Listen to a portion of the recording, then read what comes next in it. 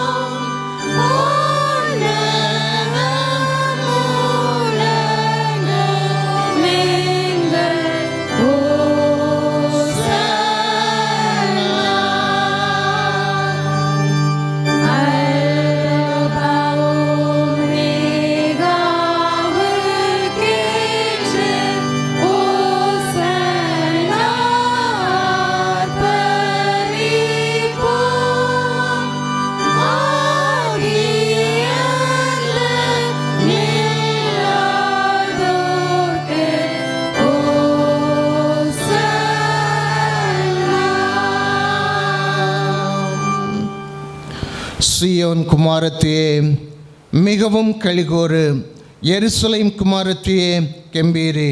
இதோ உன் ராஜா உன்னிடத்தில் வருகிறார். அவர் நீதியுள்ளவரும் இரட்சிக்கிறவரும் தாழ்மையுள்ளவரும் கழுதையின் மேலும் கழுதை குட்டியாகிய மரியின் மேலும் ஏறி வருகிறவருமாயிருக்கிறார்.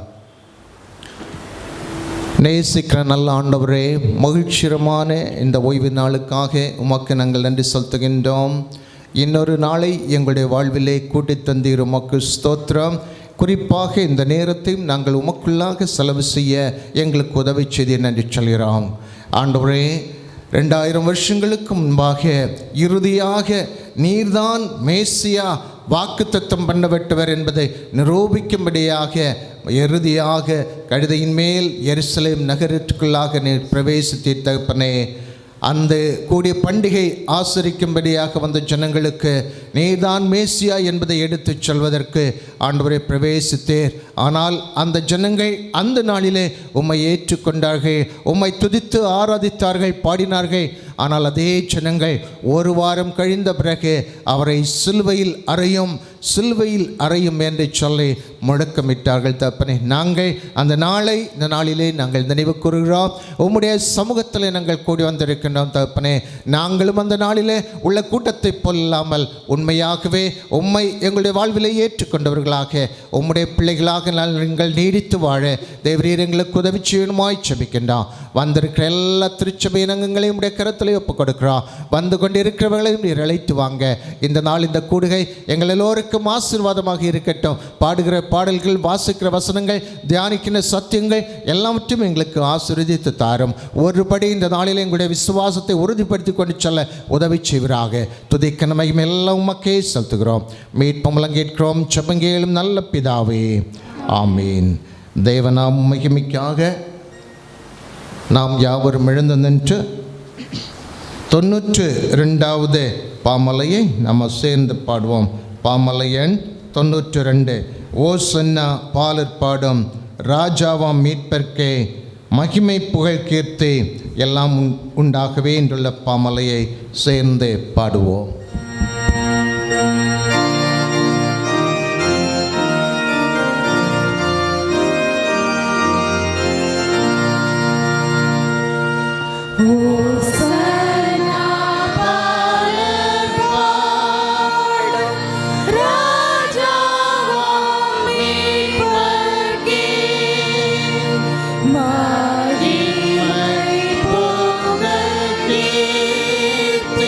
Yeah.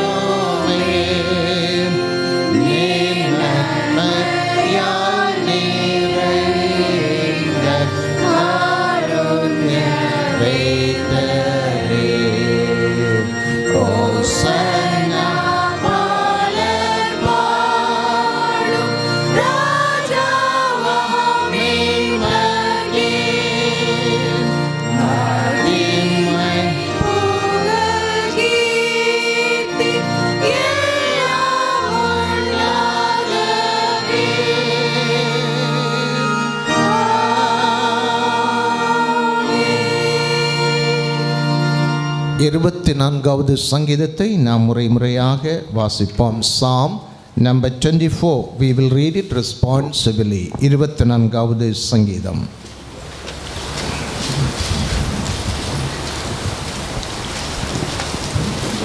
பூமியும் அதன் நிறைவும் உலகமும் அதிலுள்ள குடிகளும் கர்த்தருடையது.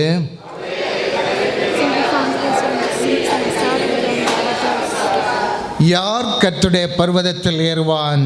யார் அவருடைய பரிசுத்த ஸ்தலத்தில் நிலைத்திருப்பான்?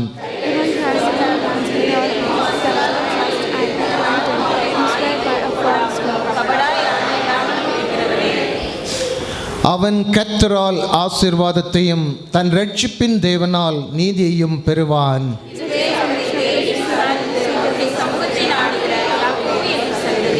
வாசல்களே, உங்கள் தலைகளை உயர்த்துங்கள், அநாதி கதவுகளை உயருங்கள், மகிமையின் ராஜா உட்பிரவேசிப்பார்.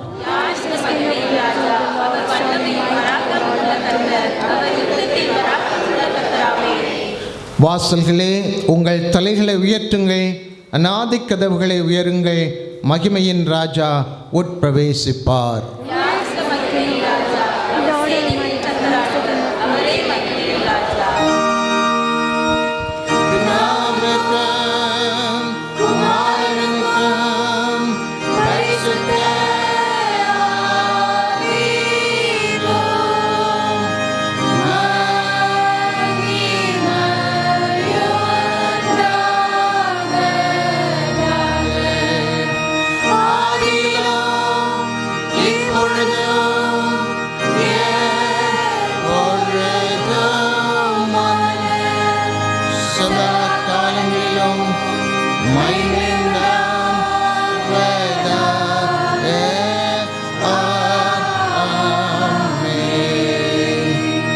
அப்போஸ்தல விசுவாச பிரமாணத்தை அறிக்கை செய்வதன் மூலமாக நம்முடைய விசுவாசத்தை நாம் அறிக்கை செய்து உறுதிப்படுத்திக் கொள்வோம்.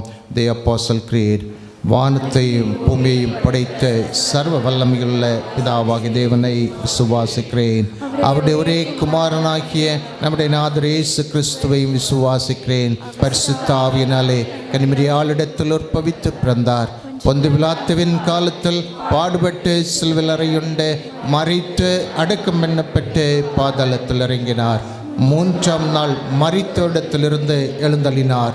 பரலோகத்திற்கேறி சர்வ வல்லமையுள்ள பிதாவாகிய தேவனுடைய வலது பார்சத்தில் வீற்றிருக்கிறார். அவ்விடத்திலிருந்து உயிர்லோரையும் மரித்தோரையும் நியாயந்தீர்க்க வருவார். பரிசுத்த ஆவியை விசுவாசிக்கிறேன்.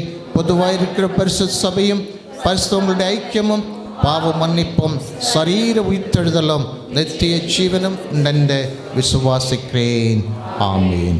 நாம் யாவரும் சேர்ந்து ஆண்டவர் நமக்கு கற்றுக் கொடுத்த பொதுவான ஜெபத்தை ஏறெடுப்போம். த லார்ட்ஸ் பிரேயர்.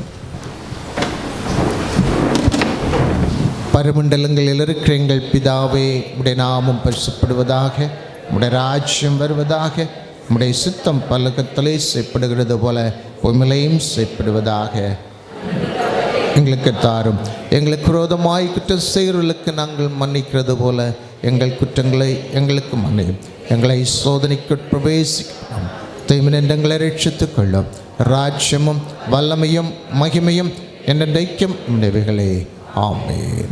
உட்காரவும். இப்பொழுது வேத பாடம் வாசிக்க கேட்போம்.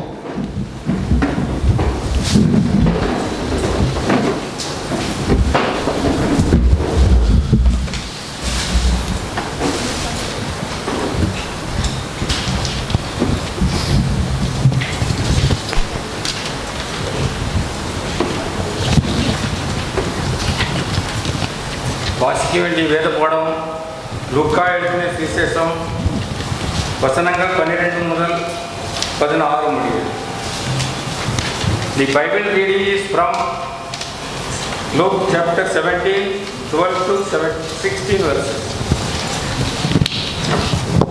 அவர் ஒரு கிராமத்தில் பிரவேசித்த போது குஷ்டரோகமுள்ள மனுஷர் 10 பேர் அவருக்கு எதிராக வந்து தூரத்திலே நின்று, இயேசு ஐயரே, எங்களுக்கு இறங்கும் என்று சத்தமிட்டார்கள்.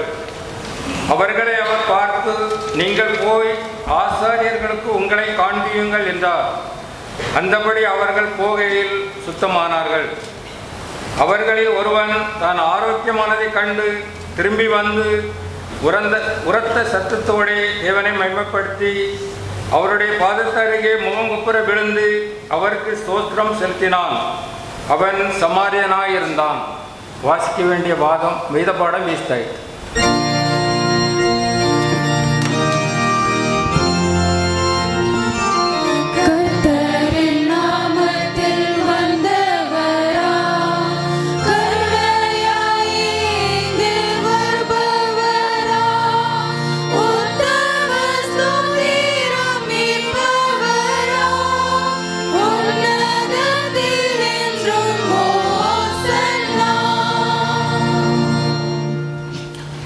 ஆண்டவரை நோக்கி நாம் ஜெபிப்போம். நல்ல பிதாவே, இந்த மகிழ்ச்சிகரமான நாளுக்காக மறுபடியும் உமக்கு நாங்கள் என்று செலுத்துகின்றோம். இன்னொரு நாளை எங்களுடைய வாழ்விலே தந்தீர், உமக்கு ஸ்தோத்திரம். ஆண்டவரே, உம்முடைய சமூகத்திலே ஒரு மனதோடு நாங்கள் கூடி வந்து ஆண்டவரே இந்த குருத்தோலை ஞாயிறை நாங்கள் ஆசரிக்கும்படியாக எங்களுக்கு உதவி செய்தீர். உமக்கு ஸ்தோத்திரமா தகப்பனே.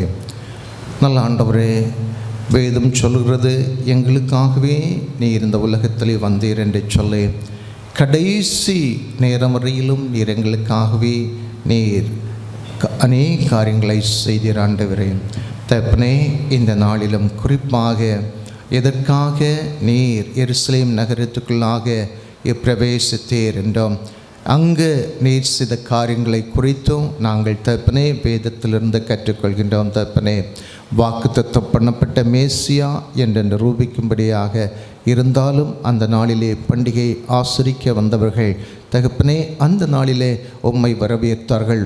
உன்னதத்திலே ஓசன்னா, தாவீதின் குமாரனுக்கு ஓசன்னா என்று சொல்லி ஆர்ப்பரித்தார்கள். அதே நேரத்தில் ஆண்டவரே 3 நாட்கள் கழிந்த பிறகு அதை முற்றிலுமாக மறந்து போய்விட்டார்கள். அவரை சிலுவையில் அறையும் என்று சொல்லி அதே பண்டிகை ஆசரிக்கும்படியாக வந்த ஜனங்கள் தகப்பனே முழக்கமிட்டார்கள். அதன்படியாக பிறகு வேதத்திலிருந்து வாசிக்கின்றோம், அவர் சிலுவையிலே அறையப்பட்டார் என்று சொல்லி. ஆம் தகப்பனே, எதற்காக நீர் சிலுவையிலே அறையப்பட்டீர் என்பதையும் கூட வேதம் சொல்கின்றது. தகப்பனே, நாங்கள் வேதத்தை படிக்கிறோம், வாசிக்கிறோம், தியானிக்கிறோம். இருந்தாலும் தகப்பனே, அதன்படி நாங்கள் நடக்க வாழ எங்களுக்கு நீர் உதவி செய்வேனுமாய் ஜெபிக்கின்றோம். ஆண்டவரே, அன்புள்ள தகப்பனே, ஒரே ஒரு வாழ்க்கை தண்ணீர் தந்திருக்கின்றீர்.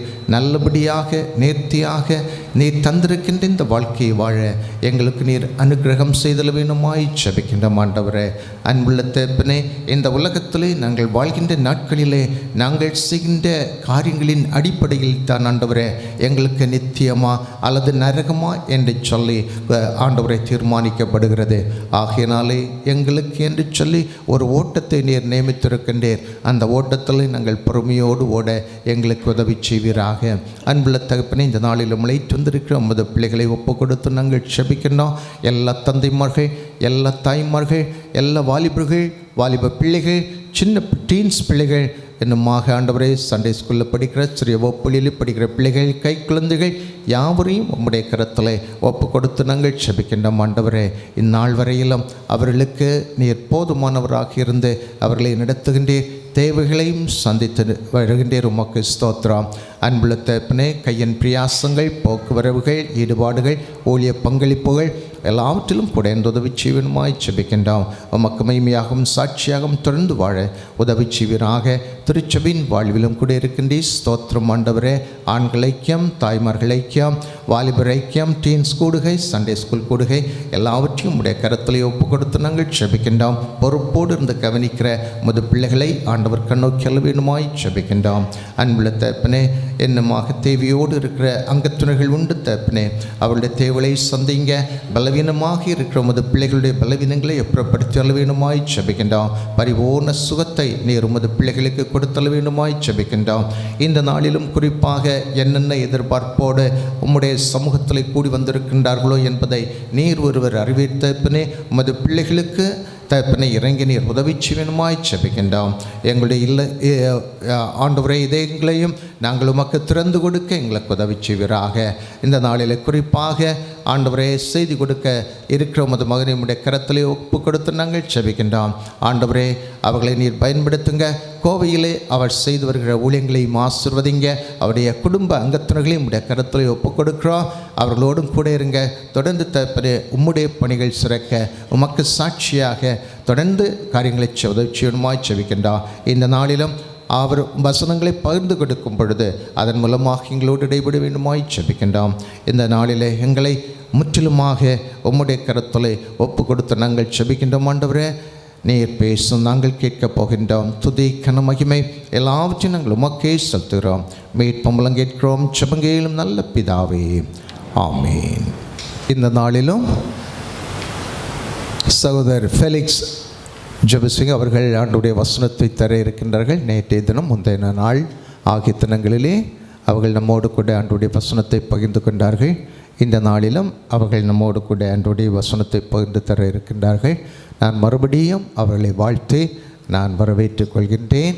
ஜெபத்தோடு ஆண்டுடைய சமூகத்தில் இருப்போம். நிச்சயமாக ஆண்டவர் இந்த நாளிலும் நம்மோடு கூட இடைபெறுவார். அவர் வருவதற்கு முன்பாக யாவரும் எழுந்து நின்று 94வது பாமலையை சேர்ந்து பாடுவோம். பாமலை எண் 94. தயாள இயேசு தேவரீர் மாண்பாய் பவனி போகிறீர், வெள்ளோலை தூவி கூட்டத்தார் ஓசன்னா ஆர்ப்பரிக்கிறார் என்றுள்ள பாடலை சேர்ந்து பாடுவோம். 94வது பாமாலை.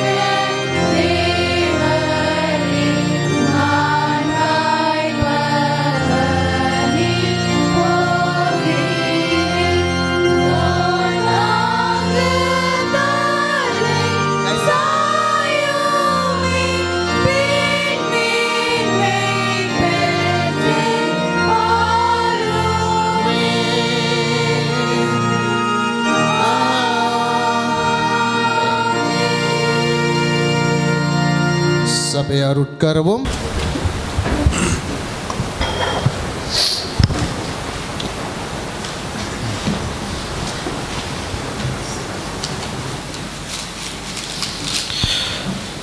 கர்த்தருடைய பரிசுத்த நாமத்திற்கு மகிமை உண்டாவதாக.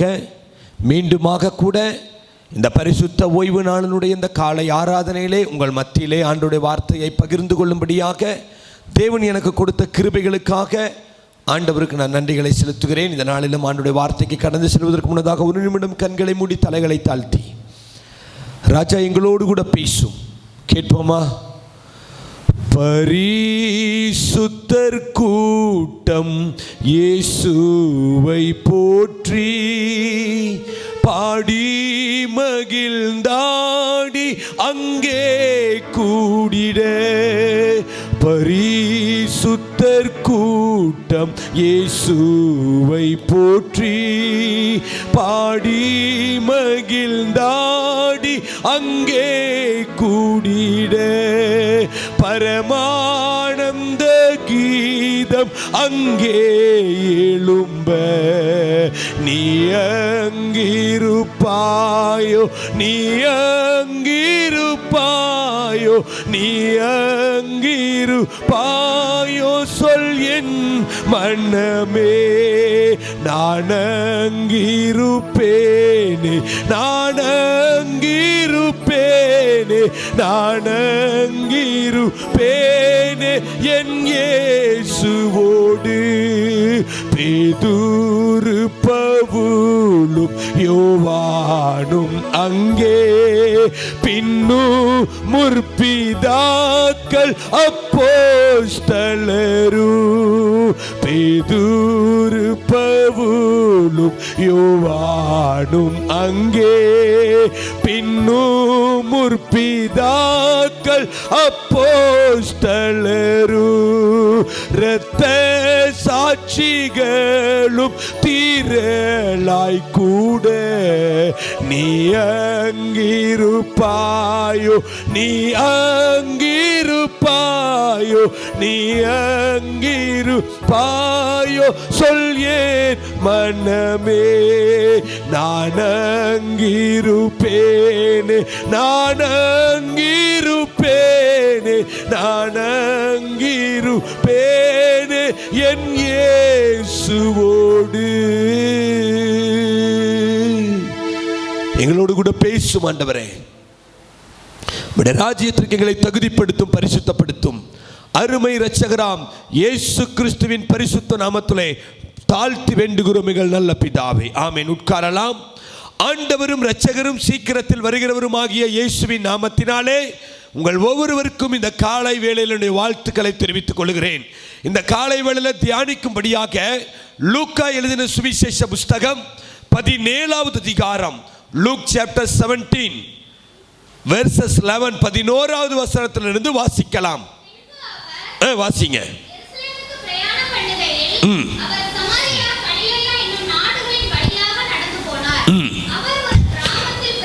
இயேசு ஒரு கிராமத்தில் பிரவேசித்த போது குஷ்டரோகமுள்ள மனுஷர் 10 பேர் அவருக்கு எதிராக வந்து தூரத்தில் நின்று, ஒவ்வொரு வார்த்தையும் முக்கியம், நல்லா கவனிங்க. தூரத்தில் நின்று இயேசு ஐயரே சத்தமிட்டார்கள். அவர்களை இயேசு பார்த்து நீங்கள் போய் ஆசாரியர்களுக்கு உங்களை காண்பீர்கள் என்றார். அந்தபடி அவர்கள் போகையில் சுத்தமானார்கள். போதும் போதும் கவனிங்க. 10 குஷ்டரோகிகள் இயேசுவிடத்திலே வருகிறார்கள். இன்றைக்கும் குஷ்டரோகத்திற்கு தொழுநோய்க்கு சரியான மருத்துவம் இன்றைக்கே கிடையாது. அப்படி என்றால் 2000 வருடங்களுக்கு முன்னதாக அவர்களுடைய நிலைமையை கொஞ்சம் யோசித்து பாருங்கள். பரிதாபம். குஷ்டரோகிகள் பாளையத்துக்கு புறம்பாக இருக்கணும். உள்ளே வந்தால் கல்லறிவார்கள். அவங்க சாப்பிடணும்னாலும் அவங்க தண்ணி குடிக்கணும்னாலும் பட்டணத்துக்குள்ள வரணும். ஆனா அங்க வந்தா கல்லறிந்து விடுவார்கள். மக்கள் இவர்களுடைய வியாதி எங்களுக்கு வந்து விடுமோ, உள்ள வந்து அவங்க தீட்டு கத்திட்டு தான் வரணும். அப்படிப்பட்ட நிலைமையில் இருக்கிற குஷ்டரோகிகள் இயேசுவை குறித்து கேள்விப்படுகிறார்கள். இயேசு என்கிற ஒருவர் பிறவி குருடனுடைய கண்களை திறக்கிறாராம். இயேசு என்கிற ஒருவர் ஊமையனை பேச வைக்கிறாராம். இயேசு என்கிறவர் மரித்து போனவனையும் உயிரோடு கூட எழுப்புகிறாராம். அருமையான தேவனுடைய பிள்ளைகளே, நான் சொல்லுகிறதை நன்றாக கவனியுங்கள். நம்முடைய தேசத்திலே எத்தனையோ சாமியார்கள், எத்தனையோ குருக்கள், எத்தனையோ யோகிகள், ரிஷிகள் இருக்கிறார்கள், நிர்வாண சாமியார்கள் இருக்கிறார்கள். ஆனால் அவர்களில் ஒருவர் கூட பிறவி குருடனுடைய கண்களை திறக்க முடியுமா? மரித்து போய் 4 நாள் ஆனவனை உயிரோடு கூட எழுப்ப முடியுமா? என் ஆண்டவராகிய இயேசு மாத்திரம்தான் பிறவி குருடனுடைய கண்களையும் தொழுநோயாளிகளையும் செவிடனையும் மரித்து போனவனையும் உயிரோடு கூட எழுப்புகிற வல்லமையுடைய ஒரே தேவன் அவர் மாத்திரம்தான். இதை கேள்விப்பட்ட அந்த குஷ்டரோகிகள் இயேசுவிடத்தில் வருகிறார்கள். வந்து இயேசு ஐயரே, அது தூரத்தில் தான் நிற்கிறாங்க, ஏன்னா பக்கத்தில் வர முடியாது. தூரத்தில் நின்று இயேசு ஐயரே எங்களுக்கு இறங்கும் என்று சத்தமிடுகிறார்கள். ஆண்டவர் பார்க்கிறார் அவருடைய பரிதாப நிலையை, அவருடைய சூழ்நிலையை. ஆண்டவர் பார்த்து சொல்லுகிறார், நீங்கள் போய் உங்களை ஆசாரியர்களுக்கு உங்களை காண்பீங்கள் என்று வேதம் சொல்லுகிறது. போகிற வழியிலேயே சுத்தமானார்கள். ஹல்லேலூயா.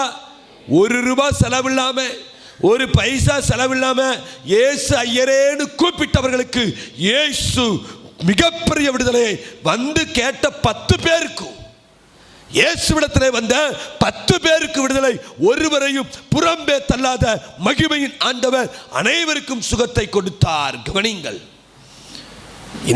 இதோட அநேக பிரசங்கிமார்கள் நிறுத்துவார்கள். இயேசு சுகம் கொடுப்பார், இயேசு சுகம் கொடுப்பார். நான் என்னுடைய செய்தி அது அல்ல.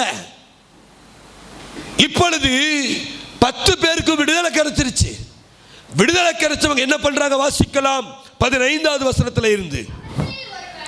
அவர்களில் ஒருவன் தான் ஆரோக்கியமானதை கண்டு திரும்பி வந்து உரத்த சத்தத்தோட தேவனை மகிமைப்படுத்தி அவருடைய பாதத்தருகே முகங்குப்புற விழுந்து அவருக்கு ஸ்தோத்திரம் செலுத்தினான். அவன் சமாரியனாய் இருந்தான். போதும், கவனிங்கள். 10 பேர் ஆண்டவர் விடுதலையாக்கினார். சமுதாயத்திலே புறக்கணிக்கப்பட்டவர்களாக, தள்ளப்பட்டவர்களாக, மற்றவர்கள் தீண்ட தகாதவர்கள் என்று தள்ளிவிடப்பட்ட அந்த 10 பேரும் இயேசுவிடத்தில் வந்த பொழுது இயேசு அவர்களுக்கு சுகத்தை கொடுத்தார். ஆனால் சுத்தமாக்கப்பட்ட 10 பேரில் ஒரே ஒருவன், அவர்களில் ஒருவன் தான் ஆரோக்கியமானதை கண்டு 3 காரியத்தை செய்யறான். 1, திரும்பி வருகிறான். ஆண்டவரே, எனக்கு விடுதலை கொடுத்தது நீர். என்னை யாரும் கண்டுக்கல, என்னை ஒதுக்கினார்கள், என்னை தள்ளினார்கள், மனிதர்களாலே புறக்கணிக்கப்பட்டேன், ஒதுக்கப்பட்டேன். எனக்கு விடுதலை கொடுத்தது நீர். ஆகையாலே இனி நான் எங்கேயும் போக விரும்பவில்லை என்று ஆண்டவரிடத்தில் திரும்பி வந்தானா. 2வது, உரத்த சத்தமாய் ஆண்டவரை மகிமைப்படுத்தினானா. வேதம் சொல்லுகிறது 10 பேர் வந்து இயேசுவே இறங்குன்னு சத்தமிட்டார்கள். விடுதலை கிடைச்ச உடனே உரத்த சத்தமிடுகிறான். விடுதலைக்கு சத்தமிட்டான். விடுதலை கிடைச்ச உடனே உரத்த சத்தமிட்டான். அது எங்க தெரியுமா? சர்ச்சில் இல்ல, வெளியில, ரோட்டில், தெருவில். இயேசுவை விடுதலையாக்கினார், இயேசுவை சுகப்படுத்தினார். வருகிற வழியிலேயே உரத்த சத்தமாய் தேவனை மகிமைப்படுத்தி கொண்டே வந்து 3வது, அவருடைய பாதத்திலே முகங்குப்புற விழுந்தானா. என்ன அர்த்தம் தெரியுமா? ஆண்டவரே, என்னை விடுதலையாக்கினது நீர், என்னை விடுதலையாக்கின உமக்கே இனி நான் அடிமை, உமக்கே அடிமை. நீங்க மனிதர்கள் எத்தனை காரியத்திற்கு அடிமைப்பட்டு கிடக்கிறார்கள். அடிமைத்தனத்தின் ஆவி இன்றைய மனிதர்களை ஆட்டி படைக்கிறது. தமிழ்நாட்டில் சினிமா மோகம். சினிமா நடிகனை பார்க்க போய் கரூர்ல 41 பேர் செத்து போனாங்க. சினிமா நடிகர்களுக்கு பால் அபிஷேகம், பீர் அபிஷேகம். சினிமா நடிகைக்கு கோவில் கட்டின புண்ணிய பூமி தான் தமிழ்நாடு. தெரியுமா? பரிதாபம். இளைஞர்கள் தங்கள் வாழ்க்கையை கெடுத்துக் கொண்டிருக்கிறார்கள். அடிமைத்தனம். ஆனால் இந்த மனிதன் இயேசுவுடைய பாதத்தருகே முகங்குப்புற விழுந்தானாம். ஆண்டவரிடத்தில் வரும்பொழுது பாருங்க, தன்னை தாழ்த்தி, தன்னை பரிபூர்ணமாய் தாழ்த்தி வருகிறான். இன்றைய சபையினுடைய ஆராதனைகள் பரியாசம் செய்யப்படுகிற நாட்களில் நிற்கிறோம். யோபு என்கிற இந்த தேவ மனிதனுடைய ஆராதனையை பாருங்கள். யோபு ஒரே நாளிலே எல்லாவற்றையும் இழந்தான். ஒட்டகம், ஆடு, ஏர் மாடு குமாரர்கள், தன்னுடைய பிள்ளைகள் எல்லாவற்றையும் ஒரே நாளிலே பறிகொடுத்தான். எல்லாவற்றையும் இழந்ததற்கு பின்னதாக யோபு தேவ சமூகத்திற்கு வருகிறான். எப்படி தெரியுமா வருகிறான்? கர்த்தர் கொடுத்தார், கர்த்தர் எடுத்தார், அவருடைய நாமத்திற்கு ஸ்தோத்திரன்னு தரையிலே விழுந்து பணிந்து கொள்ளுகிறான். எல்லாவற்றையும் இழந்த போது தேவ சமூகத்துக்கு வரும் பொழுது ஒரு பயத்தோடு நடுக்கத்தோடு தன்னை தாழ்த்தி வருகிறான். ஆனா இன்றைக்கு ஆராதனை என்கிற பெயரிலே தேவ பயம் இல்லாமல் சினிமா தியேட்டர்ல இருக்கிறமா அல்லது பரிசுத்த சபையில இருக்கிறமாங்கிறது தெரியாத அளவிற்கு இன்றைக்கு கள்ளர்கள் சபையின் ஆராதனையை கெடுத்து போட்டார்கள். இந்த மனிதன் தேவ சமூகத்திலே முகங்குப்புற விழுந்தானாம். ஆண்டவரே, நான் உமக்கே அடிமை, உமக்கே அடிமை. 10 பேர்ல ஒரே ஒருத்தனுக்கு தான் நன்றி உணர்வு. இப்ப இயேசு பேசுகிறார். 17வது வசனம். அப்பொழுது இயேசு சுத்தமானவர்கள் 10 பேர் அல்லவா? நல்லா கவனிங்க. மற்ற 9 பேர் எங்கே? கணக்கு கேட்கிறாருங்க. ஏசாரு தூரத்துல தான் நிக்கிறாங்க. தூரத்துல நின்னுதான் இயேசு ஐயரே இறங்குன்னு சத்தமிட்டார்கள். எவ்வளவு தூரத்தில் இருந்தாலும் எத்தனை பேர் வந்தாங்கன்னு ஆண்டவருக்கு கரெக்டா தெரியும். தூரத்தில் நின்னாலும் ஆண்டவர் கரெக்டா நோட் பண்றாரு. 10 பேர் அல்லவா? மற்ற 9 பேர் எங்கே? கணக்கு கேட்கிறவர் நியாயாதிபதி. அருமையானவர்களே, நேற்றைக்கு நான் சொன்னேன், நம்முடைய தேவன் அன்புள்ளவர் தான், இரக்கமுள்ளவர் தான். ஒரு கன்னத்தில் அடித்தால் மறுகணத்தை காட்டுன்னு சொன்னவர் தான். ஆனால் அதே ஆண்டவர் தான் உன்னுடைய கை உனக்கு இடரல் உண்டாக்கினால் அதை தரித்து போடு. 2 கையுடையவனாய் நீ நரகத்துக்கு போகிறதை விட ஒற்றை கையை வச்சுட்டு ஜீவனுக்குள்ள பிரவேசி. உன்னுடைய கண் இடரல் உண்டாக்கினால் அதை பிடுங்கி எரிந்து போடுன்னு சொல்றார். அன்பின் தெய்வம் தான் இப்படி கடின வார்த்தைகளை பேசுகிறார். நீ 2 கண்ணுடையவனாய் நரகத்திற்கு போறதை விட ஒற்றை கண்ணுடையவனாய் ஜீவனுக்கு வா. உன் ஆத்துமா முக்கியம். உன்னுடைய ஆத்துமா நரகத்திற்கு போயிடக்கூடாது. ஆண்டவர் கடினமான வார்த்தைகளை உபயோகப்படுத்துகிறார்.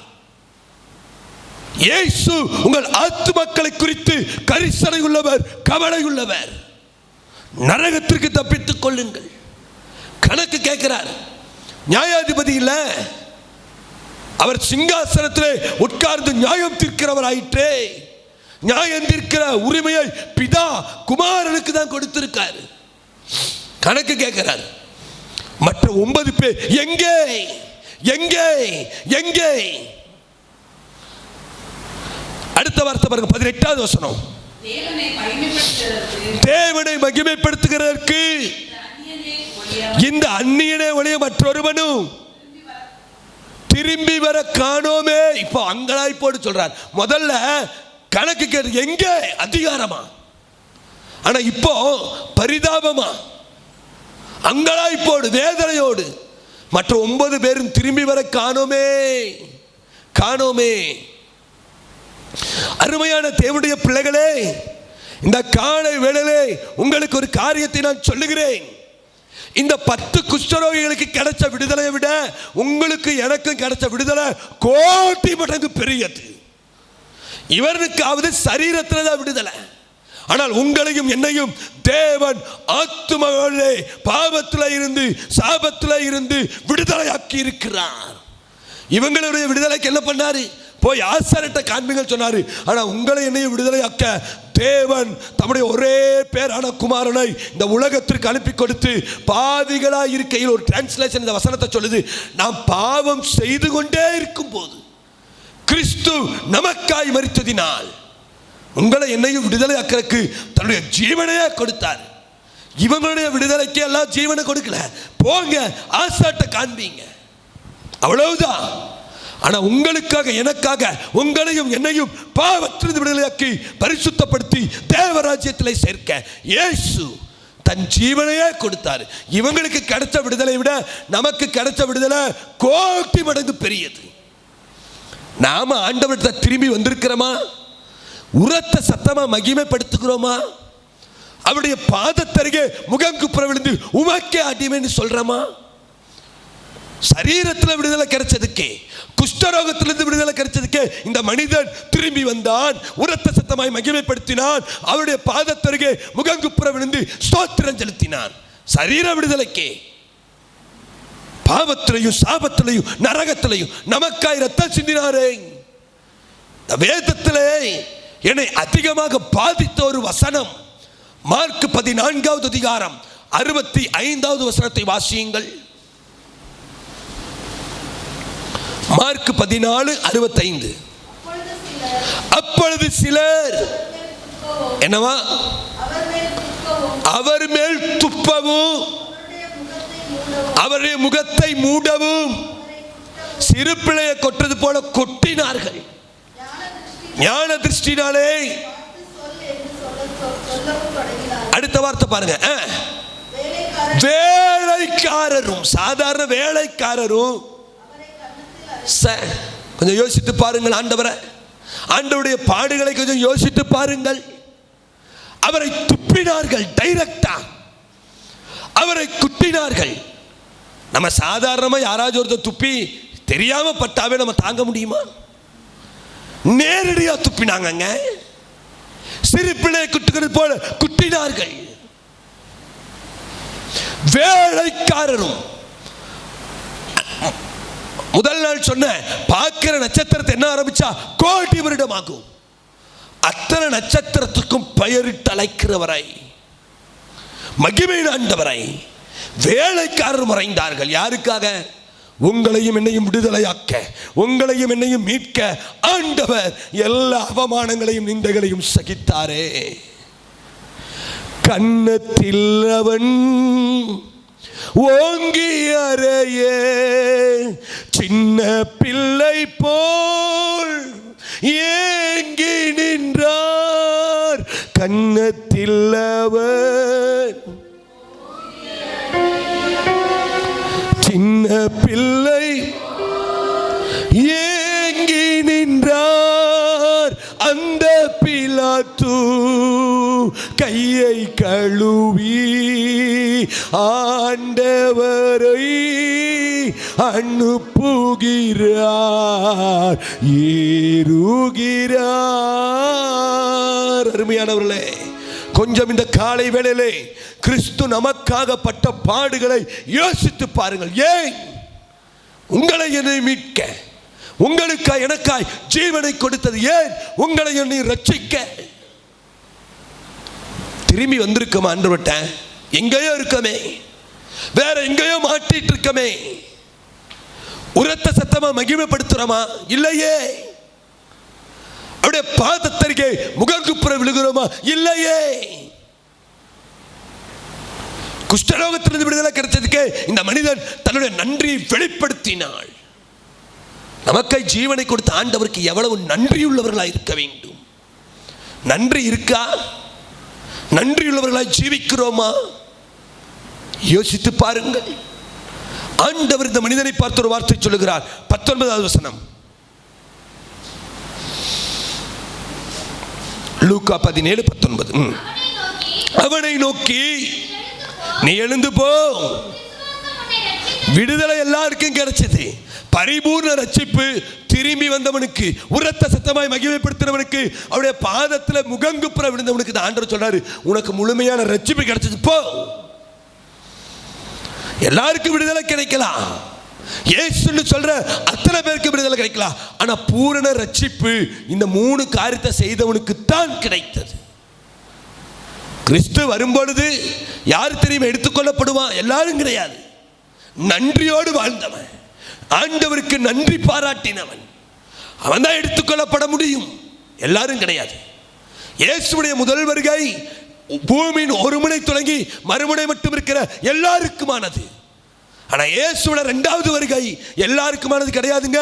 ஆண்டவருக்காய் வைராக்கியம் பாராட்டி, பரிசுத்தத்திற்கு வைராக்கியம் பாராட்டி, தேவனுடைய வழியில் நடந்து, தேவனுக்காக நன்றியோடு கூட, தேவன் செய்த நன்மைகளுக்கு, தேவன் எனக்கு கொடுத்த ரட்சிப்பிற்கு நன்றியோடு கூட ஜீவிக்கிறவர்களுக்கு தான் 2வது வருகையில் இயேசு வரப்போகிறார். அவங்களுக்கு தான் ரட்சிப்பு பூரணமாக கிடைக்கும். நன்றி இருக்க நமக்கு? அடுத்த அதிகாரத்தில் இனியொரு மனிதனை நான் காண்பிக்கிறேன். லூக்கா 18வது அதிகாரம். லூக்கா 18வது அதிகாரம்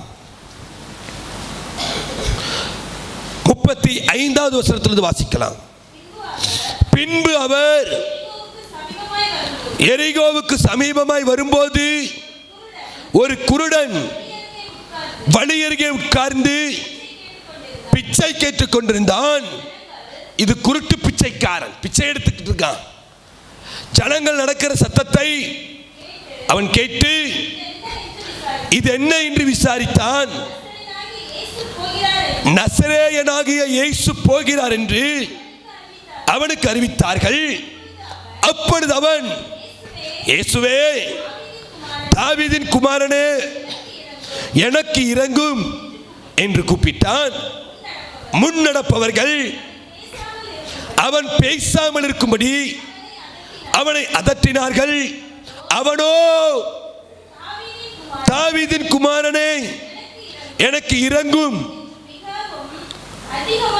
இயேசு எரிகோவுக்கு சமீபமாய் வரும்போது ஒரு குருடன் வழியருகே உட்கார்ந்து பிச்சை கேட்டுக் கொண்டிருக்கிறான். இயேசு போகிற சத்தத்தை கேட்டவன் கேட்கிறான், இது என்ன? இயேசு போறார்னு அறிவித்தார்கள். அவனும் இயேசுவை கேள்விப்பட்டிருக்கான். இயேசுவா, அற்புதர் அல்லவா, மரித்தவனை உயிரோடு எழுப்பினவர் அல்லவா, நானும் பிச்சை எடுத்துட்டு இருக்கேன், பார்வை இல்லை, ஆகையினால இவரை நோக்கி பார்த்தால் என்னுடைய வாழ்க்கை மாறும் என்று சொல்லி, இயேசுவே, தாவீதின் குமாரனே, எனக்கு இரங்கும் என்று சத்தமிடுகிறான். முன்னாடி இருக்கிறவங்கெல்லாம் அவனை பிச்சைக்காரன் தானே, அதனால பேசாமல் இருக்கும்படி அவனை அதட்டினார்கள். ஆனால் வேதம் சொல்லுது, அவனோ முன்னிலும் அதிகமா சத்தமிட்டான. குருடனுக்கு கூட தைரியம் பாருங்க. பிச்சை தான் எடுத்துட்டு இருக்கிறான், குருடன் தான். அவனை அதட்டுறாங்க மற்றவங்க, பிச்சை போடுறவன் அதட்டுறான். டேய், பேசாம இரு. நம்ம பிச்சை எடுத்துட்டு இருக்கிற வரைக்கும் உலகத்துக்கு ஒரு பிரச்சனையும் கிடையாது. இயேசு அப்படின்னு கூப்பிட்டா அவனுக்கு பிரச்சனை. மும்பையில் அதுதான் நடக்குது, தமிழ்நாட்டிலேயே அதுதான் நடக்குது, நார்த் இந்தியா நிறைய இடத்துல அதுதான் நடக்குது. இயேசுன்னு கூப்பிடாத வரைக்கும் பிரச்சனை கிடையாது பிசாசுக்கு. இயேசுன்னு கூப்பிட்டா, உரத்த சத்தமா கூப்பிட்டா பிசாசு ஆடுது. அருமையான தேவனுடைய பிள்ளைகளே, அநேகர் முழங்கிக் கொண்டிருக்கிறார்கள். கிறிஸ்தவர்களே, இந்த தேசத்தை விட்டு போங்க, இது எங்களுடைய தேசம், இது வெளிநாட்டு மதத்திற்கோ வெளிநாட்டு கடவுளுக்கோ உரிய தேசம் இல்ல, இது எங்களுக்கான தேசம். கிறிஸ்தவர்கள் எல்லாம் எங்க தேசத்தை விட்டு போங்க. நிறைய பேர் சொல்லிட்டு இருக்காங்க. அவங்களுக்கு நான் ஒரு காரியத்தை சொல்றேன். நிச்சயமா நாங்க இந்த தேசத்தை விட்டு போகத்தான் போறோம். நாங்க இந்த தேசத்திற்குரியவர்கள் அல்ல. எங்களுடைய ராஜா எங்களை எங்கள் சொந்த தேசத்திலே, எங்கள் பரலோக நாட்டிலே சேர்ப்பதற்கு அதி சீக்கிரத்தில் வரப்போகிறார். நாங்க இந்த தேசத்தை விட்டு, இந்த உலகத்தை விட்டு மேல பறந்து போகத்தான் போகிறோம். நாங்க இந்த தேசத்திற்குரியவர்கள் அல்ல. எங்கள் குடியிருப்பு பரலோகத்தில் இருக்கிறது. எப்ப அவர் வருவார்னு தான் காத்துட்டு இருக்கோம். எப்ப என் நேசர் வந்து எங்களை அவரோடு கூட அழைத்து கொண்டு போவார் என்று தாங்க தாகத்தோடு இருக்கிறோம். அந்த தேசம் தான் எங்க தேசம். இவனை அதட்டுறாங்க, பேசாத பேசாத பேசாத. அவனும் முன்னிலும் அதிகமாய் சத்தமிட்டான். இயேசு உடனே என்ன நடக்குது பாருங்க. 39. இயேசுவே நின்றுட்டார். சத்தம் போட்டு அப்படி போடணும். ஆண்டவரவே நிக்க வச்சிருச்சவன் சத்தம். உடனே இயேசு நின்று, எத்தனை சத்தம் போடுறோம், எத்தனை ஆண்டவருக்கு இங்க கூறவே தாண்ட மாட்டேங்குது. அப்படி இருக்கு நம்ம ஜெபம். இவன் போட்ட சத்தங்கிறத விட இவனுடைய வைராக்கியம். பாடுகளின் மத்தியிலே, உபத்திரவத்தின் மத்தியிலே, வேதனைகளின் மத்தியிலே, நெருக்கத்தின் மத்தியிலே சத்தமிட்டு பாருங்க, இயேசுவே இயேசுவே. என்னோடவர் நடந்திடும் போதினிலே அங்கே இருள் சூழ்ந்திடும் பாதையிலே, என்னோடவர் நடந்திடும் போதினிலே அங்கே இருள் சூழ்ந்திடும் பாதையிலே எங்கும் ஒளி, ஆஹா எங்கும் ஒளி, ஆஹா எங்கெங்கும் ஒளி அல்லவா, எங்கும் ஒளி, ஆஹா எங்கும் ஒளி, ஆஹா எங்கெங்கும் ஒளி அல்லவா. என் மெய்ப்பராய் இயேசு இருக்கின்ற போது என் வாழ்விலே குறைகள் என்பது ஏது.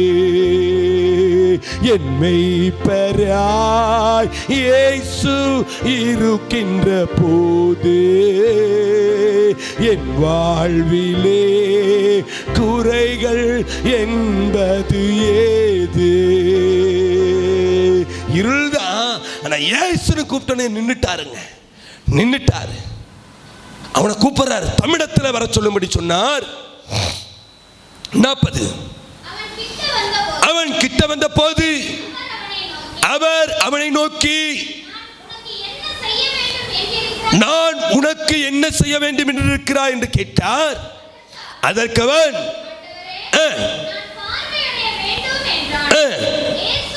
இயேசுவை நோக்கி, கூப்பிட்டவனுக்கு, இயேசுவே தாவீதின் குமாரனை கூப்பிட்டவனுக்கு உடனே பார்வை. பிறவி குருடங்க, இயேசு வந்தார், சுகமாக்கினார், பார்வை கிடைச்சிருச்சு.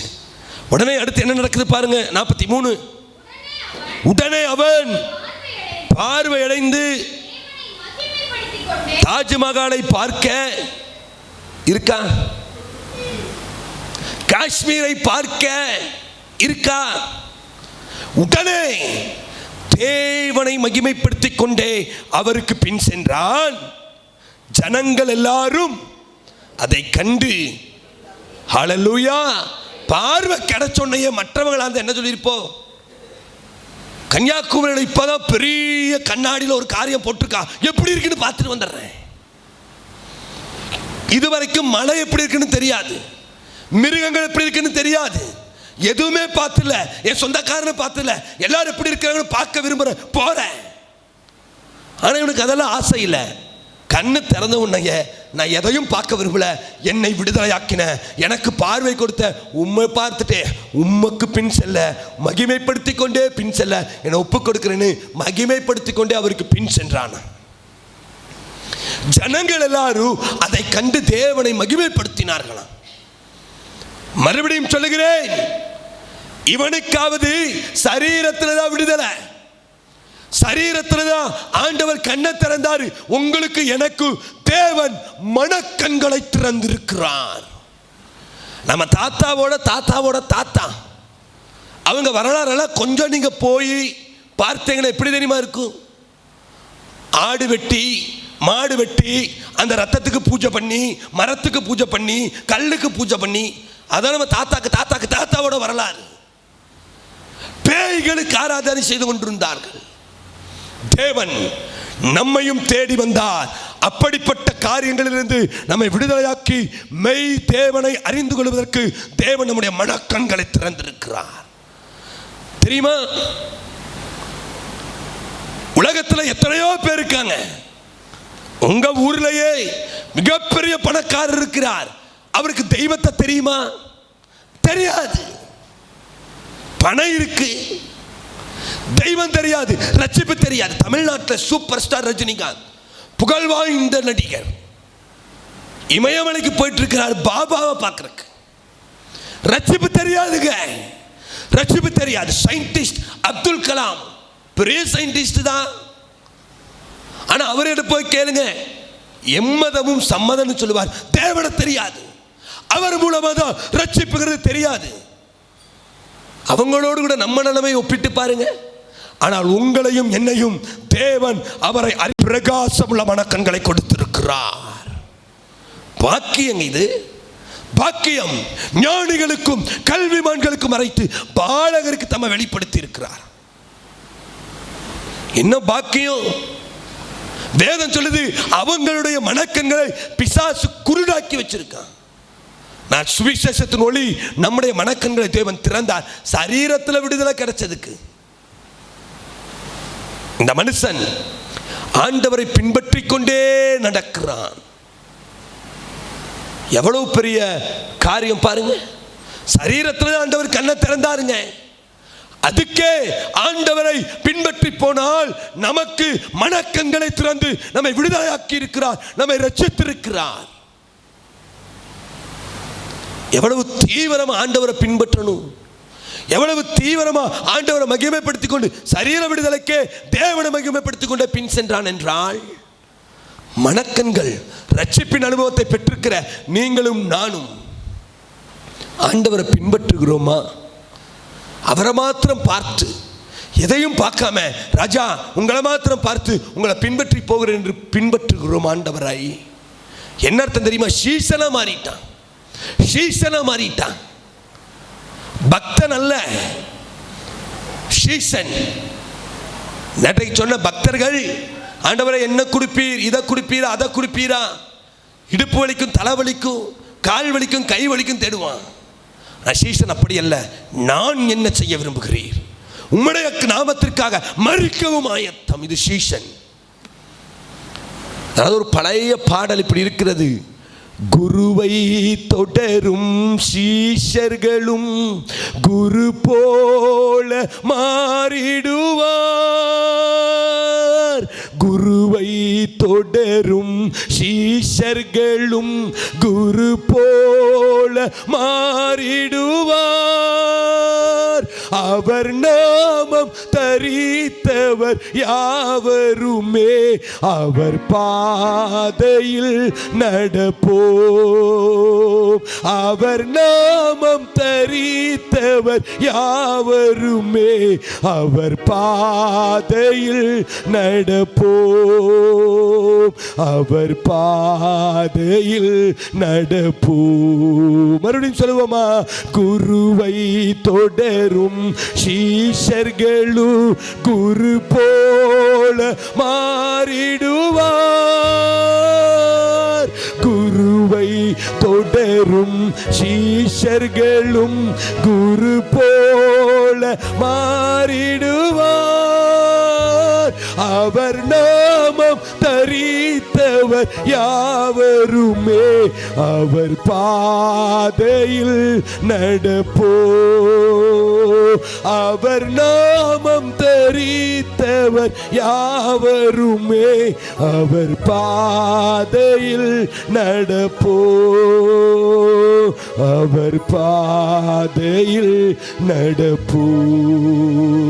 ஹல்லேலூயா. அடுத்து இன்னொரு மனிதனை காண்பித்து நான் முடிக்கிறேன். மார்க் 1வது அதிகாரம். மார்க் எழுதின சுவிசேஷ புஸ்தகம் 1வது அதிகாரம் 40வது வசனத்திலிருந்து வாசிக்கலாம். அப்பொழுது குஷ்டரோகி ஒருவன் அவிடத்தில் வந்து அவர் முன்பாக முழங்கால் படிட்டு. இயேசுவிடத்தில் வந்தவன் எப்படி வரா? நிறைய பேருக்கு முழங்காலே முடங்காது. அதுவும் ஆன்லைன் ஆராதனைலாம் வந்துருச்சுல. தமிழ்நாட்டில் பிரியாணி செஞ்சுட்டு குக்கரில் வேக வச்சுட்டு தான் ஆன்லைன். ஒரு சில பேர் தூங்கிட்டு படுத்துக்கிட்டே ஆராதனை அட்டன் பண்ணுவாங்க. குஷ்டரோகி தான் தேவனிடத்தில் வந்தா முழங்காலை முடக்கிறான். நம்முடைய ஆண்டவரிடத்தில் வரும்பொழுது முழங்காலை முடக்கி பணிந்து குனிந்து முழங்கால் படியிட கடவும் வாருங்கள். அவருக்கு முன்னதாக முழங்கால் யாவும் முடங்கும். அந்த அனுபவம் தான் உண்மையான ஜெபஜீவி. இவன் முழங்கால முடக்கி முழங்கால் படிட்டு, உமக்கு சித்தமானால் என்னை சுத்தமாக்க என்ன ஜெபிக்கிறான்? ஆண்டவரே உமக்கு சித்தமானால் என்னை சுத்தமாக்கும். இவனுக்கு குஷ்டரோகம், இவனுக்கு விடுதலை வேண்டாமா? நிச்சயமா வேணும். நிச்சயமா இவனுக்கு விடுதலை தேவை. இவனுடைய விடுதலை என்பது தேவையான ஒன்று, கட்டாய அவசியம். சாய்ஸ் கிடையாது, நிச்சயம் இவனுக்கு வேணும், அவசியம். ஆனாலும் இயேசுவிடத்தில் எப்படி ஜெபம் பண்றா? உமக்கு சித்தமா இருந்தா மாத்திரம் எனக்கு விடுதலை கொடுங்க. ஆனா நம்ம அவருக்கே கட்டளை போடுவோம். இது தேவையா தேவையில்லையா, உபயோகமா உபயோகம் இல்லையா தெரியாது. ஆண்டவரே இது எனக்கு வேண்டும். நம்ம அவருக்கு அதிகாரம் பண்ற மாதிரி. ஆனா இவனுக்கு குஷ்டரோகத்திலே விடுதலை அவசியம், தேவை, அத்தியாவசியம். அப்படிப்பட்டவனே கூட இயேசுவிடத்தில் அழகா ஜெபம் பண்றான். குஷ்டரோகி விட குஷ்டரோகி கூட 10 வருஷம் விசுவாசிகளை விட சூப்பராக ஜெபம் பண்ணுறாங்க. நம்ம ஜெபமெல்லாம் 10 பைசாக்கு பிரயோஜனம், கட்டளை போடுற ஜெபம். இதை பண்ண வேண்டும், இதை செய்ய வேண்டும், தெரியுதுங்களா ஆண்டவரே, இது எனக்கு வேண்டும். ஆனால் இவன் ஜெபம் அழகா பண்றான். உமக்கு சித்தமா இருந்தா மாத்திரம் எனக்கு விடுதலை கொடுங்கப்பா. உமக்கு தான் தெரியும் எது எனக்கு தேவை, எது எனக்கு தேவையில்லை. ஆண்டவர் என்ன பண்றாரு பாருங்க. இவன் ஜெபத்தை கேட்டு 41வது வசனம். இயேசு மனதுருகி கையை நீட்டி அவனை அருமையான தேவனுடைய பிள்ளைகளே, ஆண்டவருடைய அன்பை கொஞ்சம் பாருங்கள். இயேசு மனதுருகி கையை நீட்டி குஷ்டரோகியை தொட்டாராமாங்க. பரிசுத்தமுள்ள ஆண்டவர் தன்னுடைய பரிசுத்தமுள்ள கரத்திலே குஷ்டரோகியை தொட்டார். 2 வாரத்துக்கு முன்னதாக திருவள்ளூர் என்று சொல்லுகிற அந்த ஊரிலே கன்வென்ஷன் கூட்டத்திற்காய் கடந்து சென்றிருந்தேன். ஞாயிற்றுக்கிழமை ஒரு ஆலயத்தில் பிரசங்கிக்கும்படியாக ஆயத்தமாகி கொண்டிருந்த பொழுது எனக்கு ஒரு காலையில் 7 மணிக்கு ஒரு ஃபோன் கால் வந்தது. நான் அட்டன் பண்ண. எதிரில் பேசுறவர் சொன்னார், ஜெபசிங்கா பேசுறேன். ஆமாயா, இயேசு இயேசுன்னு கத்திட்டு இருக்க, தாய் மதத்திற்கு திரும்பு. உன் தாயை விட்டுட்டு எங்கேயோ போயிருக்கிற தாய் மதத்திற்கு திரும்பு. நான் ஐயா அப்புறமா உங்கள்கிட்ட பேசுறேன்னு சொன்னேன். அவர் கேட்கிற மாதிரி இல்லை. அவர் இப்பவே சொல்லு. நான் பேசினேன். ஐயா உங்க தாய் எனக்கு என்ன தெரியுமா பண்றாங்க? துரோகம் பண்ணுனா. உங்களுடைய தாய் எங்களுடைய பெண்கள் ஆடை அணியக்கூடாதுன்னு பிரச்சனை பண்ணுனா. உங்களுடைய தாய் கணவன் செத்துட்டா மனைவியும் அவளோடு கூட சேர்ந்து தீயில விழுகணும், உடல் கெட்ட ஏறணும்னு உங்க தாய் சொல்லி பிள்ளைகளவே கெடுத்தா. ஆனா எங்க தகப்பன் எப்படிப்பட்டவர் தெரியுமா? என்னை மீட்க, பாவியான என்னை மீட்க தன்னுடைய ஜீவனை கொடுத்து தன்னுடைய ரத்தத்தை சிந்தி என்னை அவருடைய பிள்ளையா மாற்றினாருங்க. அந்த தகப்பனுடைய அன்புதான் உண்மையானது, மேலானது. உண்மையான தகப்பனை கண்டுகொண்டு அவளிடத்தில் வந்துட்ட. தாயிடத்தில் இருந்தா என்னுடைய வாழ்க்கை அதோ கதி தான் சொன்னேன். உடனே போனை கட் பண்ணிட்டார். இந்த ஆண்டவருடைய அன்பிற்கு முன்னதாக எந்த அன்பும் நிற்க முடியும்? குஷ்டரோகிய கரங்களை நீட்டி தொட்டாரா, பரிசுத்தமுள்ள கரத்துல. இதையெல்லாம் பார்த்துதான் இன்ஸ்பிரேஷன் ஆகி அன்னை தெரேசா, கிரகாம் ஸ்டெயின்ஸ் ஆஸ்திரேலியாவிலிருந்து இந்தியாவிற்கு ஒரிசாவுக்கு வந்து ஏங்க அப்படியெல்லாம் ஊழியம் பண்ணாங்க? என் நேசருடைய அன்பை பார்த்து தானுங்க. என் நேசருடைய அன்பை பார்த்து தான். கிரகாம் ஸ்டெயின்ஸ் தன்னுடைய கரத்தினாலேயே தொழுநோயாளிகளுக்கு செருப்பை தயார் செஞ்சாராம். தொழுநோயாளிகள் பாதி பேருக்கு விரல் இருக்காது, பாதி கால் இருக்காது.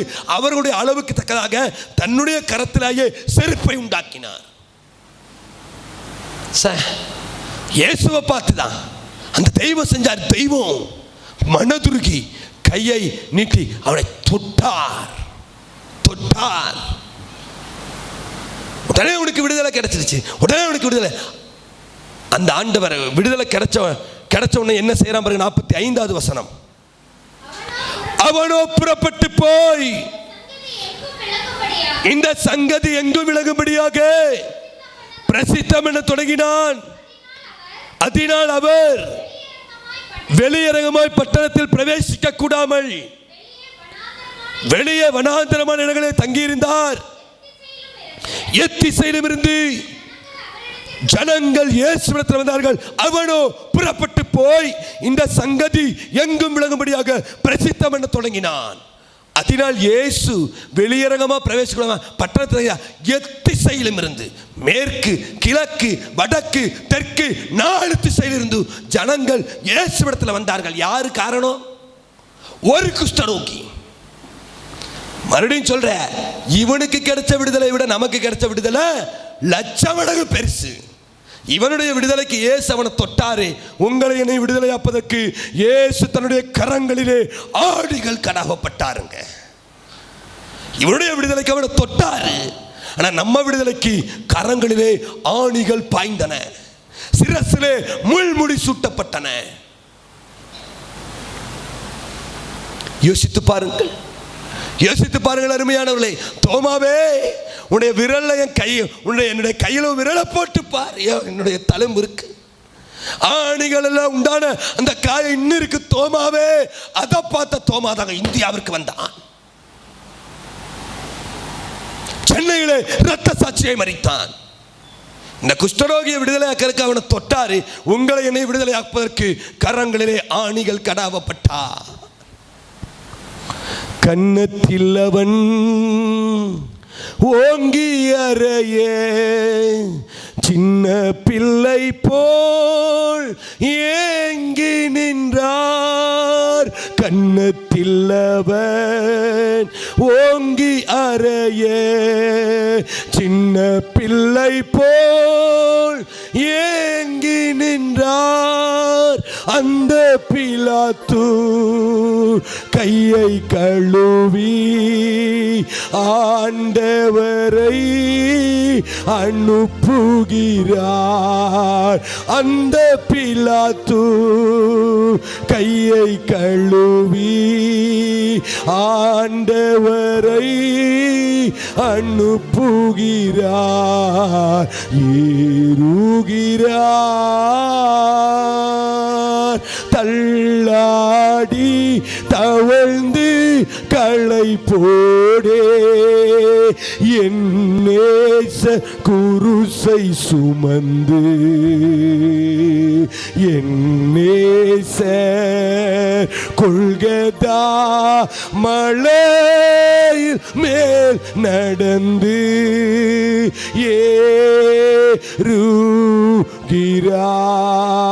ஏறுகிறார். மிஞ்சும் பெலத்தால் ஈட்டி எடுத்தே நெஞ்சை பிளந்தான்.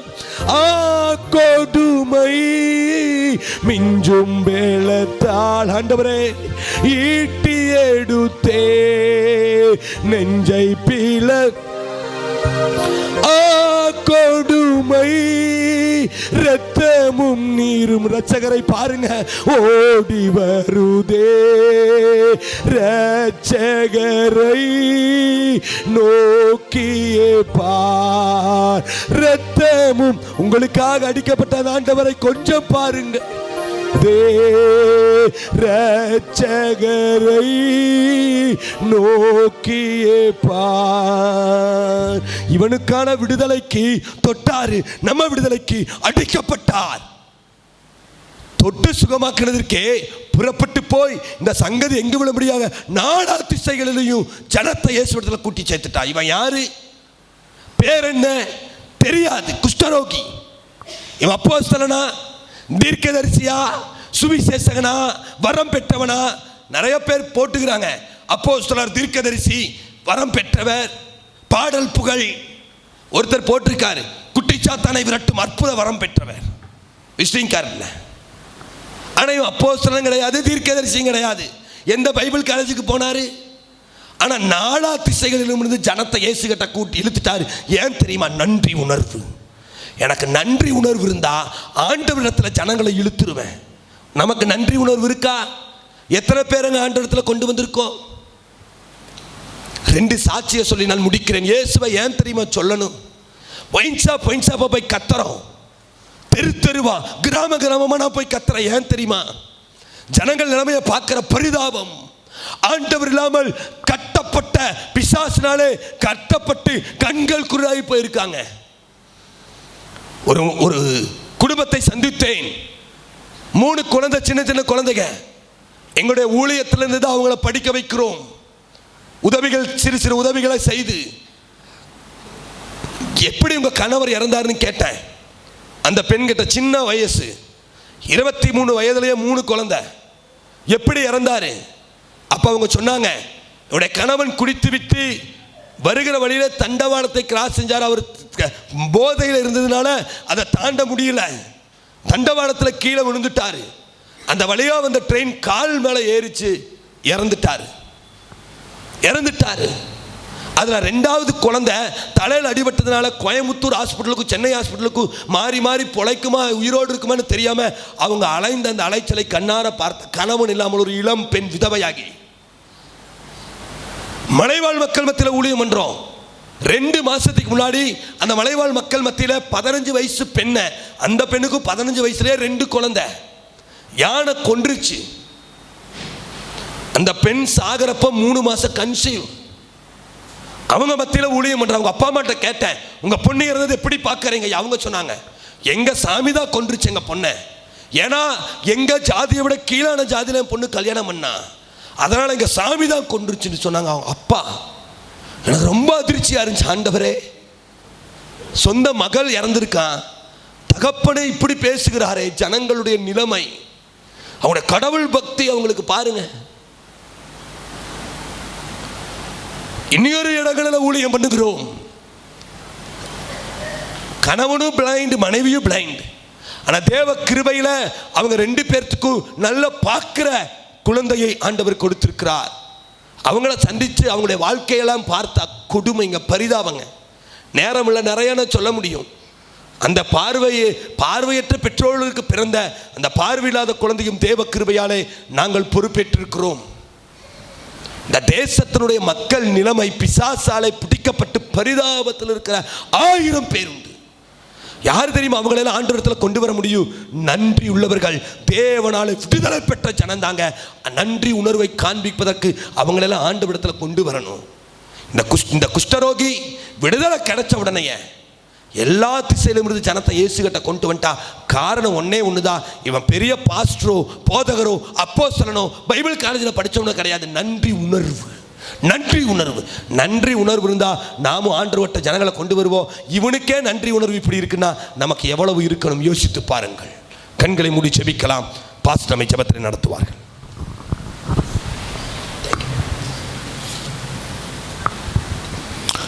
நல்ல ஆண்டவரே, எங்களை இந்த கால நேரத்தில் உங்களுடைய கரத்தில் மறுபடியும் ஒப்பு கொடுக்குறோம். ஆவியானவர் தொடர்ந்து எங்களோடு இடைவிடுங்க. நமக்கு சாட்சியாக நாங்கள் இந்த உலகத்திலே வாழவோம். நீ தந்திருக்கின்ற பொறுப்புகளையும் பணிகளையும் உடைய நாமும் மகிமைக்கென்று சொல்லி நாங்கள் செய்ய தேவன் எங்களுக்கு உதவி செய்யணுமாய் ஜெபிக்கின்றோம். எங்களுடைய ஓட்டத்தை நாங்கள் பொறுமையோடு உமக்குள்ளாக நாங்கள் ஓடி முடிக்க எங்களுக்கு உதவி செய்வீராக. எங்களை ஒப்பு கொடுக்குறோம். ஆண்டவரே, ஊழியக்காரையும் உடைய கரத்தில் தருகிறோம். மீட்பு மூலம் பிதாவே, ஆமீன். இன்னொரு அறிவிப்பு கூட, வாலிபர்களுக்கான கூடுகை இன்று நடைபெறும் என்பதை உங்களுக்கு நான் தெரிவித்துக் கொள்கின்றேன். 11 மணியிலிருந்து இந்திர தனுஷ் அதில் வைத்து நடைபெறும். அதில் வாலிபர்கள் கலந்து கொள்ள உங்களை அன்போடு கேட்டுக்கொள்கிறேன். நம்முடைய கூடுகைக்கு ஆராதனைக்கு நிறைவாக நாம் யாவரும் எழுந்து நின்று 41வது கீர்த்தனையை சேர்ந்து பாடுவோம். கீர்த்தனை 41. ஓசன்னா பாடுவோம். இயேசுவின் தாசரே, உன்னதத்திலே தாவீது மைந்தனுக்கு ஓசனா என்றுள்ள கீர்த்தனையை அவர் எழுந்து நின்று பாடுவோம்.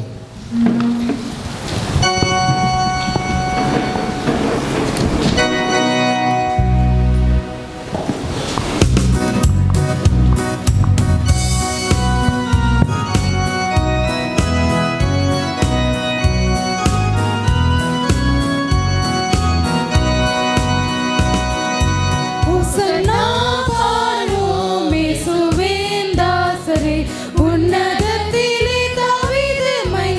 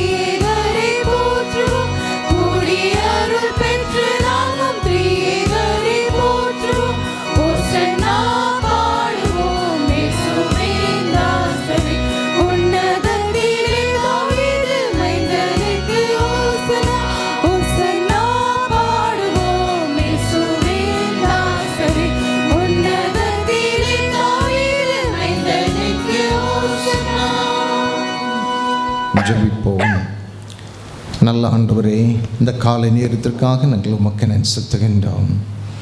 இந்த குருத்தோலை ஞாயிறு நாளன்று உம்முடைய பிள்ளைகளாக உம்முடைய ஆலயத்திலே கூடி வந்திருக்கின்றோம். நல்ல தகப்பனே, எங்களை ஒரு விசை ஆராய்ந்து பார்க்க நீர் ஒரு தருணத்தை தந்தீர், உமக்கு ஸ்தோத்திரம். தகப்பனே, எங்களுக்காகவே இந்த உலகத்திலே வந்தீர், எங்களுக்காகவே நீர் வாழ்ந்தீர், எங்களுக்காகவே நீர் சிலுவை சுமந்தீர், எங்களுக்காகவே நீர் உயிர்த்தீர். ஆண்டவரே, இப்பொழுதும் எங்கள் மத்தியிலே நீர் உறவாடி கொண்டிருக்கின்றீர், உமக்கு ஸ்தோத்திரம். அன்புள்ள தகப்பனே, நாங்களும் உம்முடைய அன்பிலே ஊன்ற கட்டப்பட எங்களுக்கு உதவி செய்யுங்க. உம்முடைய ஐக்கியத்திலே நாங்கள் வளர எங்களுக்கு உதவி செய்யுங்க. உமக்கு சாட்சியாகவும் நாங்கள் இந்த உலகத்திலே நாங்கள் ஜீவிக்க தேவன் எங்களுக்கு உதவி செய்யணுமாய் ஜெபிக்கின்றோம். அன்புள்ள ஆண்டவரே, இந்த நாளிலே வந்திருக்கிற எல்லா தம்முடைய பிள்ளைகளையும் உடைய கரத்திலே ஒப்புக் கொடுக்கிறோம். ஆவியானவர் திறந்து ஒவ்வொருவரோடும் இடைவிட வேண்டுமாய் ஜெபிக்கின்றோம். ஆண்டவரே, நீர் பேசுங்க, தொடர்ந்து தப்பினை நம்முடைய பாதையில் நம்முடைய பிள்ளைங்களை வழி நடத்துங்க. இந்த வாரத்தில் உள்ள கூடுகைகள் எல்லாவற்றும் உடைய கருத்திலே ஒப்பு கொடுத்து நாங்கள் ஜெபிக்கிறோம். ஆண்டவரே, புதன்கிழமை காலையில் உள்ள அருணோதய ஆராய் கூடுகையிலும் கூட இருங்க. அதே போல் வியாழக்கிழமை பெரிய வியாழன் அந்த ஆராதனை கூடுகையிலும் கூட இருக்க வேண்டுமாய் ஜெபிக்கின்றோம். தொடர்ந்து பெரிய வெள்ளிக்கிழமை இன்னுமாக ஈஸ்டர் நாள் எல்லா கூடுகைகளிலும் குறைந்ததை நிச்சயமாய் ஜெபிக்கிறோம். நாங்கள் கூடுகைகளிலே கலந்து கொள்ள வருகிற நாங்கள் வந்த வண்ணமாக செல்லாமல் இருக்க உதவி செய்யுங்க. உண்மையாகவே வசனத்தை நாங்கள் ஏற்றுக்கொண்டு அதன்படி வாழவும் தேவன் எங்களுக்கு உதவி செய்யணுமாய் ஜெபிக்கின்றோம். திருச்சபையின் வாழ்வில் கூட இருங்க, திருப்பணிகளில் கூட இருங்க. இந்த வேளையில் எங்களோரையும் உடைய கரத்திலே ஒப்புக் கொடுக்குறோம். பக்கத்தில் தூரத்தில் இருக்கிற பிள்ளைகளையும் தருகிறோம். கூடுகையிலே கலந்து கொள்ள முடியாமல் இருக்கிற பிள்ளைகளையும் உடைய கரத்திலே ஒப்புக் கொடுக்குறோம். தப்புனே, அயல் நாடுகளில் இருக்கிற பிள்ளைகளும் அவர்களையும் ஆண்டவர் ஆசீர்வதித்தள்ள வேண்டுமாய் ஜெபிக்கின்றோம். நல்ல ஆண்டவரை, இந்த வேளையிலும் உம்முடைய சமூகத்திலே படைத்திருக்கின்ற இந்த காணிக்கையை நேர் அங்கீகரித்து ஆசீர்வதித்து நம்முடைய நாமத்துக்கு என்று சொல்லி பயன்படுத்தல் வேண்டுமாய் ஜெபிக்கிறோம். உற்சாகமாக கொடுத்த தம்முடைய பிள்ளைகளை ஆசீர்வதிங்க. அவருடைய கணக்குகளில் இந்த காணிக்கை எழுதி அருள வேண்டுமாய் ஜெபிக்கணும். ஆண்டவரே, உம்முடைய ஊழியத்தை தொடர்ந்து தாங்க உதவி செய்யுங்க. எங்களுடைய தேசத்தின் திருப்பணிகளையும் உடைய கரத்திலே ஒப்பு கொடுத்து நாங்கள் ஜெபிக்கிறோம். எல்லா ஊழிய இயக்கங்களையும் உடைய கரத்திலே ஒப்பு கொடுக்கிறோம். எல்லா மெயின்லைன் சபைகளையும் உடைய கரத்திலே ஒப்பு கொடுக்கிறோம். தகப்பனே, எங்களுடைய மெத்தடிஸ்ட் சபையும் உடைய கரத்திலே ஒப்பு நாங்கள் ஜெபிக்கிறோம். எங்களுடைய தமிழ் சபைகளையும் உடைய கரத்திலே ஒப்பு கொடுக்கிறோம். ஒவ்வொரு இடத்துலையும் கூடி வருகிற இடத்துல ஆண்டவர் நீர் வெளியரங்கமாக நம்மை வெளிப்படுத்தி சொல்ல வேண்டுமாய் ஜெபிக்கணும். ஆண்டவரே, நாங்களும் பொழுது கடந்து செல்கின்றோம். உம்முடைய பிரசன்னம் கூட இருக்கட்டும். தகப்பனே, கடந்த 3 தினங்களாக எங்கள் மத்தியில் வந்து மது பணிகளை நிறைவேற்றின மது மகனோடும் கூட இருங்க, ஊழியத்தோடும் கூட இருங்க, குடும்பத்தோடும் கூட இருக்க வேண்டுமாய் ஜெபிக்கின்றோம். இன்றிரவு மறுபடியும் அவர்கள் திரும்பி செல்ல இருக்கிறார்கள். தகப்பனே, உம்முடைய பிரசன்னம் பாதுகாப்பு கூட சொல்ல வேண்டுமாய் ஜெபிக்கின்றோம். இந்த நல்ல நாளை நீ தந்தை ஸ்தோத்திரம். எங்களோடும் கூட இருங்க. இருக்கிற எல்லா குடுகைகளையும் கூட துதைச்சிங்க. துதை கனமகிமை எல்லாவற்றையும் நாங்கள் மக்கே செலுத்துகிறோம். மீட்பம் விளங்கிக்கிறோம் ஜெபங்கேலும் நல்ல பிதாவே.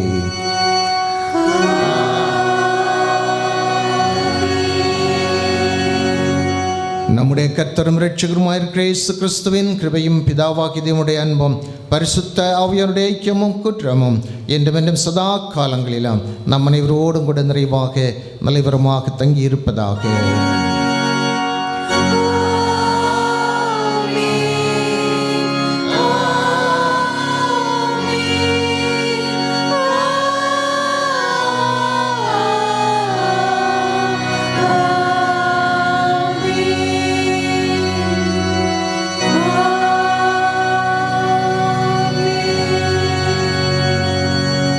என் ஆத்துமாவே கர்த்தரை ஸ்தோத்திரி, என் ஆத்துமாவே கர்த்தரை ஸ்தோத்திரி. அவர் செய்த சகல உபகாரங்களையும் மறவாதே. ஆமென்.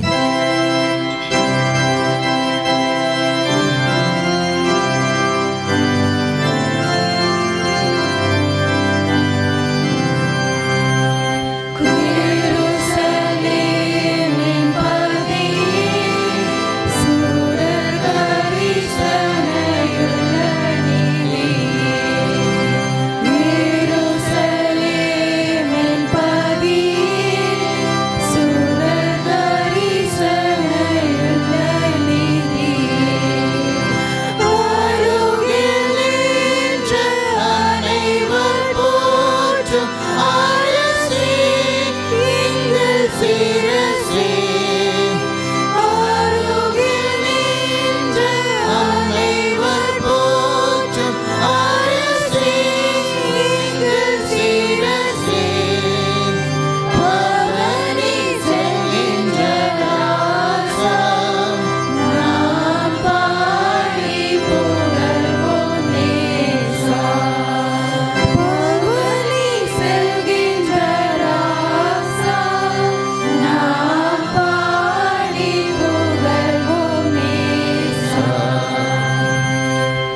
கர்த்தர் உங்களோடு இருப்பாராக.